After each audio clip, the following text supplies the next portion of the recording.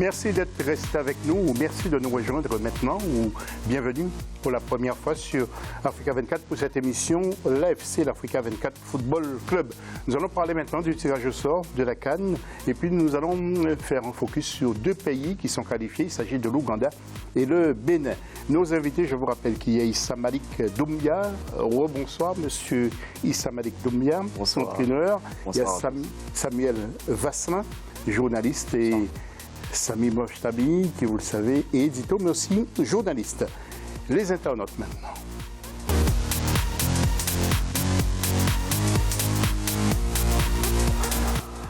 Les entraîneurs éliminés à la CAN doivent-ils être, comment dirais-je, démis de leurs fonctions? Doivent-ils démissionner? Vous intervenez, comme d'habitude, sur Facebook Africa 24 ou le Twitter avec l'hashtag Africa 24. Le dossier de ce mag.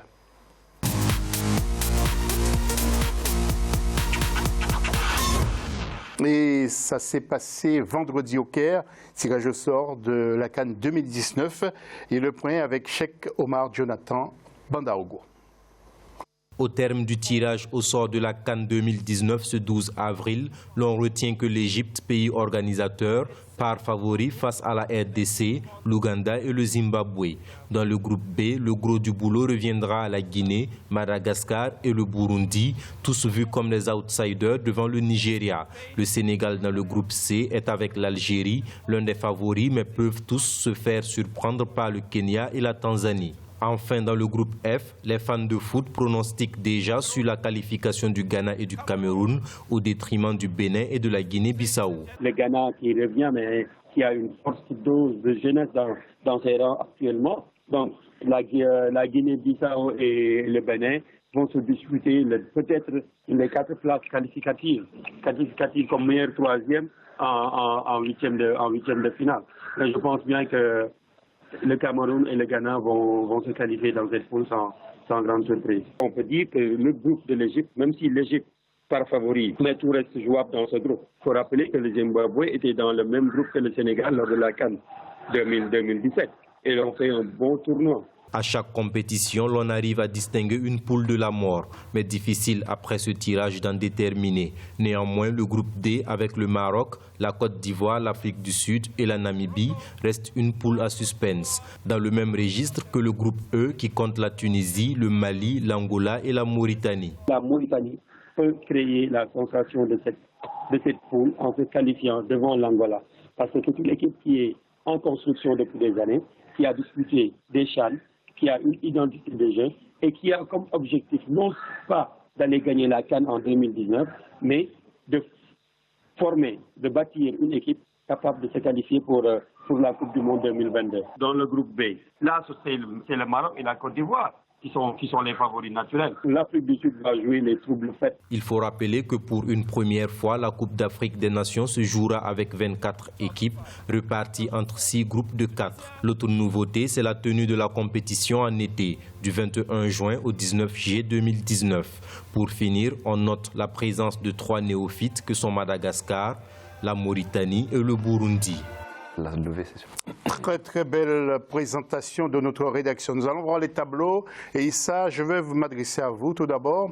Globalement, que pensez-vous justement de ce tirage? Nous voyons le groupe A avec l'Égypte, les RDC, l'Ouganda et le Zimbabwe. En ce qui me concerne, je pense que cette fois-ci, par chance, les tirages ont plutôt été bien parce qu'il n'y a pas de groupe de la mort en tant que tel. Bon, à part le groupe de la Côte d'Ivoire qui est plus ou moins un peu compliqué, c'est un peu complexe, mais je pense que la Côte d'Ivoire sortira vainqueur, leader du club, j'en doute pas. Mais après, je pense que c'est un peu élargi et puis il y a des nouvelles sélections qui sont vraiment en très bonne construction, comme le disait tout à l'heure le journaliste. Ça sera pas mal de voir vraiment de belles surprises comme l'on constate avec Ajax actuellement en Ligue des Champions. Je pense que c'est des jeunes, ils n'ont rien à perdre. Et ils jouent 90 minutes, donc il ne faudrait pas trop partir sur le favoritisme. Donc pour moi, il n'y a pas de favori dans aucune poule et chacun va se battre pour obtenir sa qualification. Et maintenant, il y a beaucoup plus de pays. Donc plus les fédérations auront un papier, un cahier de charge encore plus accentué afin de mettre tous les moyens en place pour que les sélections, bien entendu, puissent donner le meilleur dans cette CAN. Nous allons voir le groupe B avec Nigeria, Guinée, Madagascar et Burundi. Mon cher Sami, Moi, je trouve, voilà, je te rejoins pas par rapport à la Côte d'Ivoire dans le groupe D, mais je pense qu'on verra peut-être dessus. Je pense que c'est le Maroc qui sortira vainqueur de cette poule.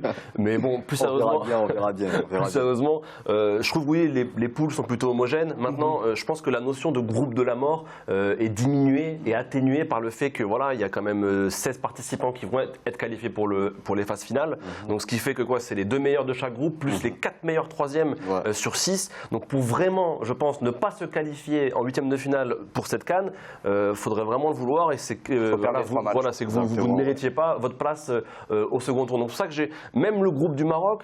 On peut l'appeler poule de la mort en termes de tirage. C'est vrai qu'en termes de prestige, la Côte d'Ivoire, l'Afrique du Sud et le Maroc sont des nations qui comptent sur le continent africain. Mais sérieusement, je pense que ces 3 nations peuvent aisément sortir de cette poule. Donc voilà, je pense que les choses se décanteront et deviendront vraiment intéressantes à partir du second tour. Pour ce qui est des petites nations, ce qui serait intéressant, c'est de découvrir voilà, des nations comme la Mauritanie, Madagascar, qui participent pour la première fois à cette CAN et touchent pour la première fois le vrai haut niveau en Afrique. Et voilà, il y a quand même une marche entre le CHAN, où ces équipes ont bien figuré, et la vraie Coupe d'Afrique des Nations. Et je pense que ce sera intéressant de voir quels sont leurs progrès lors de ces rencontres. Et avant de retrouver Samuel, nous allons découvrir le groupe C avec le Sénégal, l'Algérie, le Kenya et la Tanzanie. Moi, j'attends les matchs de ce groupe avec un certain Sénégal-Algérie ou Sénégal-Kenya, ça va être intéressant. Le groupe D avec Maroc, on l'a dit, Côte d'Ivoire, Afrique du Sud et la Namibie. Attention à l'Afrique du Sud, peut-être sur son retour. Le groupe E avec la Tunisie, le Mali où il y a des problèmes politiques, mais attention, ça joue au football au Mali toujours. Mauritanie, il y a notre ami Lassana Camara qui a prédit la Mauritanie en finale et qui l'emporterait. Et puis l'Angola, et puis en groupe F, il y a le Cameroun, le Ghana, le Bénin et la Guinée-Bissau. Mon cher Samuel, êtes-vous prêt à miser quelques euros sur la Mauritanie? Je vais pas faire plaisir à Lassana, je l'ai pas vu depuis longtemps en plus, mais non. Mais après, moi je pense qu'ils peuvent au moins aller en 8e de finale, parce que comme l'a dit Samy, dans une CAN à 24 avec 16 équipes qui vont sortir, ça va être quand même assez simple pour ces petites nations-là de tirer leur épingle du jeu dans cette édition. Voilà, alors quelques réactions, comme Djamel Belmadi, l'entraîneur de l'Algérie, qui disait que c'est à mes yeux un tirage assez équilibré avec le Sénégal que tout le monde connaît. Ils ont été mondialistes. Alors, tout le monde voit le Sénégal. Samy. Oui, honnêtement, franchement, enfin, on ne va pas se voiler la face. En termes d'effectifs, en termes de qualité d'effectifs, le Sénégal, pour moi, est pour moi, c'est le numéro 1 dans cette CAN. Si on prend poste par poste, peut-être au milieu. Avec d'autres équipes. Oui, mais je pense qu'au milieu, je pense qu'il y a encore mais ligne par ligne, ils ont un très bon gardien avec Mendy qui vient juste d'arriver de Lydien, qui fait une très bonne saison. Défensivement, avec Koulibaly en fer de lance, ils ont une colonne vertébrale assez impressionnante avec Ghana au milieu et devant avec Banyang et Ismaïla Sarr et Sadio Mané. C'est clairement un des favoris, si ce n'est le favori avec l'Égypte, puisque voilà, l'Égypte reçoit ce tournoi. Maintenant, le problème du Sénégal, on les attend, ils ont la qualité depuis quelques années, mais il faut qu'ils franchissent ce palier psychologique, puisqu'on l'a vu lors de la CAN 2017, ils étaient ultra favoris face au Cameroun. Ils sont tombés à la surprise générale. Donc voilà, on sait dans un piège. On l'a vu aussi à la Coupe du Monde où il y avait une possibilité de sortir de poule. Ils ont aussi... pour moi, c'est un semi-échec quand même, vu cette génération assez exceptionnelle des Lions de la Teranga. Donc oui, maintenant, à voir si le Sénégal va franchir ce palier, ce palier moral qui leur permettrait de bien figurer. Voilà, mais c'est appartient à son entraîneur, parce que les entraîneurs sont censés faire de la psychologie, apprendre de la psychologie. Oui. Donc, il y a la physiologie plus la psychologie. Donc, comme dit Samy, il va falloir que l'entraîneur travaille là-dessus. Évidemment, on compte sur nous si c'est pour cela. Oui. Hervé Renard qui a déclaré: on a éliminé que les Ivoiriens lors de la dernière Coupe d'Afrique des Nations. Hervé Renard, qui est l'entraîneur du Maroc. On a aussi réussi à se qualifier pour la Coupe du Monde en allant gagner à Abidjan. Exactement. Et puis, Gerdon Rohr, que je profite pour saluer, qui nous dit que je ne crois pas que le fait de jouer contre 2 novices soit un avantage. Les pays qui, comme Madagascar ou le Burundi, viennent pour la première fois, jouent en général avec beaucoup d'enthousiasme. Alors, il y a eu aussi M. Ahmad Ahmad qui a parlé, qui a pris la parole devant la presse. Et au cours de la réunion, après la réunion du comité exécutif de la CAN, et certaines mesures ont été prises. Écoutez ces mesures avec le président de la CAF, la Confédération africaine de football, M. Ahmad Ahmad. Deux sujets importants que je peux peut-être vous avouer, c'est que vous avez déjà entendu. On a eu une réunion du comité exécutif qui était assez longue et que pour déboucher à des points très importants, dont la nomination d'un nouveau secrétaire général, M. Mouad Hadji, le retrait du Chan de l'Éthiopie en 2020 et on a attribué directement par tacite accord au Cameroun 2020 pour nous permettre aussi de mieux préparer la Coupe d'Afrique des Nations 2021. Monsieur Hadji, il est quoi? Marocain, algérien, tunisien? Vous savez, Monsieur Hadji, nouveau secrétaire. Je crois qu'il est tunisien, je crois. Ouais. Moi j'ai un doute. Tunisien ou algérien. Oui. Je sais pas trop. Le Chan au Cameroun. Bah, le Chan au Cameroun, je pense que déjà on quitte la CAN Pro au Cameroun 2019. Maintenant, c'est un challenge pour le Cameroun au fait, parce que c'était une succession de problèmes. Maintenant, je pense que c'est une nouvelle organisation. C'est le test avant 2021, je pense. Très bien, c'est un test. Je pense qu'il a très bien fait le président, Ahmad Hamad. Il fait cela pour voir plus ou moins si le Cameroun sera à la hauteur de la Coupe d'Afrique des Nations en 2021. Merci. Et justement, profitons pour faire connaissance avec certaines équipes qui sont qualifiées. Nous allons commencer depuis la semaine dernière. Nous avons démarré avec l'Afrique du Sud et l'Algérie. Aujourd'hui, c'est l'Ouganda et le Bénin. Et nous commençons par l'Ouganda avec Cheikh Omar Jonathan Bandaogo. Avec une participation à une phase finale de Coupe du Monde, l'équipe nationale de football d'Angola fait partie du club restreint des équipes africaines à avoir pris part à cette compétition. Mais au niveau continental, les Palancas Negras n'ont pris part qu'à cette édition de la CAN et y participeront pour la 8e fois cette année. Peut-être une occasion de franchir pour la 3e fois la phase de poule. Le pays connaît quand même quelques succès. L'Angola a été triple champion de la Coupe de la COFASA en 1999. 2001 et 2004. En interne, le championnat d'Angola de football a été créé en 1979. Depuis la saison 2010, 16 clubs sont regroupés au sein d'une poule unique où ils s'affrontent à 2 reprises à domicile et à l'extérieur. En fin de saison, les 3 derniers du classement sont relégués et remplacés par les 3 meilleurs clubs de la 2e division. Les 2 clubs les plus titrés du championnat angolais que sont le Petro Luanda et le Primeiro de Agosto arrivent par ailleurs à s'illustrer au niveau continental à travers la Ligue des champions et la Coupe de la Confédération africaine. Voilà, c'était plutôt l'Ouganda. L'Angola. L'Angola, pardon. L'Angola, pas l'Ouganda. L'Angola, parce que nous avons commencé par ordre alphabétique avec les A et nous continuons avec le A, 3e A, qualifié. Et puis le Bénin dans quelques instants. Alors, messieurs, un petit mot sur justement l'Angola. Qui va retrouver la CAN parce qu'il y avait eu, il me semble que 2015 et 2017 ils sont absents. Faut dire qu'en fait l'Angola c'est assez spécial parce que 2006 on se souvient il y a cette qualification à la Coupe du Monde qui est exceptionnelle dans un pays qui en plus avait été en crise quelques années avant. Il y avait vraiment une vraie génération qui s'était créée. Ça s'est poursuivi jusqu'à 2010 où ils ont organisé la CAN et puis où ils font quart de finale il me semble en 2010. Ils sortent des poules, j'en suis quasiment sûr. Et puis depuis, il y a eu une espèce de dégringolade, manque de réservoir aussi. On parlait du Congo tout à l'heure, les soucis pour l'Angola sont un peu les mêmes. Manque de réservoir. Aujourd'hui, il me semble que le plus gros joueur de la sélection, c'est Wilson qui joue à Braga, je crois, qui est un joueur moyen sur la scène européenne. Donc c'est déjà compliqué de porter une sélection nationale avec un très grand joueur.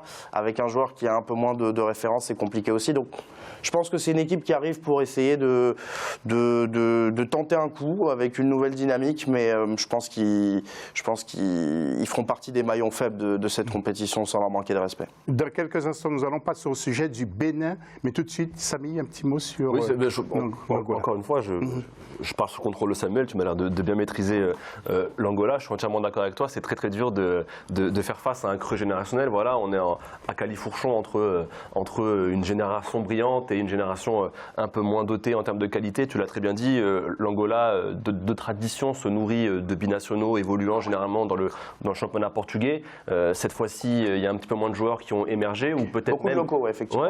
voilà, qui ont il y a peut-être aussi un discours qui passe un petit peu plus mal. Il y a aussi l'incident qu'il y avait eu avec le bus qui avait été fusillé. Donc je pense que ça n'a pas forcément aidé à attirer ce côté attractif que d'autres sélections peuvent avoir en Afrique. Donc ça, c'est très difficile à gérer pour l'Angola. Maintenant, tu l'as dit, sortir des poules serait déjà pour moi une vraie performance. Les revoir les Antilopes en 8e, ce serait une bonne chose, je pense, pour le football angolais. Et avant de retrouver Issa, nous allons partir retrouver le Bénin, justement. Focus sur ce pays avec Cheikh Omar Jonathan Bandalgo, avant de retrouver Issa. Avec 3 participations à une phase finale de la CAN, notamment en 2004, 2008 et 2010, sans pour autant franchir la phase de poule, le Bénin a réalisé un exploit en décrochant son billet pour la CAN 2019 en Égypte. Pouvant être classé parmi les pays africains sans grand palmarès, le Bénin, ne serait-ce qu'au niveau régional, n'a jamais réussi à décrocher un titre de champion, même si les écureuils ont pu être finalistes à 2 reprises du tournoi de l'UEMOA. Au niveau interne, le championnat béninois de football de première division connaît la participation de 14 clubs professionnels. Un championnat dominé par l'AS Dragon FC de l'Ouémé, 12 fois champion, par ailleurs 6 fois vainqueur de la Coupe du Bénin. L'AS Dragon est secondé par le Buffle de Borgou Football Club, 4 fois champion du Bénin. Le meilleur résultat des Dragons au niveau continental demeure leur participation en 2012 au tour préliminaire de la Coupe de la Confédération de la CAF. Situation qui traduit le niveau faible du football béninois. Oui, Issa, quelques mots, mais avant ça, je voudrais juste vous montrer quelques images. Tout d'abord, l'entraîneur Michel Dussuyer qui fait un superbe travail, pas seulement au Bénin, mais en Afrique en général. Et puis quelques joueurs, nous allons voir en images. Michael Poté, des noms très connus, Steve Mounier, Stéphane Sessignon, avec Jordan Andreotti et puis Cédric Outonji. Quelques mots sur le Bénin. Le Bénin peut aller loin et peut surprendre. Vous venez de dire, l'entraîneur il fait un excellent travail et tout part de la base. S'il y a une bonne coordination dans le vestiaire, après il y a le résultat sur le terrain. Je pense que la sélection béninoise ne part pas parmi même les... Si nous sommes à 24, on la classe peut-être 22 sur 24.